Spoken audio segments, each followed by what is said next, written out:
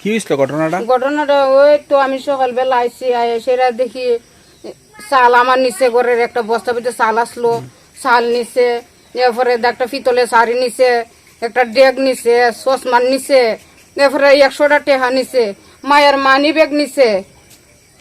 এরপরে দেখ ঘরের আরো কয়েকটা দিন ওই তুই ফালাই সেরে জুতার ফালাই হইলো গলতা সবকিছু ঘরের মানে ফ্যান নিচে, সিলিং ফ্যান নতুন আনছে। আজকে সকালবেলা দেখছেন? ও সকালবেলা দেখছি।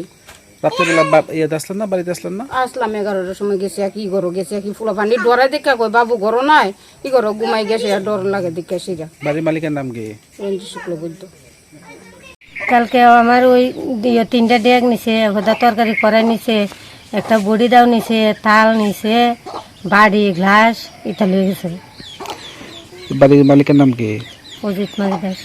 অজিত মাঝি দাস। মাঝি দাস। আজকে কোন সময় দেখছেন? সকালবেলা ঘুম থেকে দেখছি। রাত্রে নিয়েছে? হ আমরা ইয়ে হয়েছেন না, টের হয়েছেন না? না কইতে পারি না তো।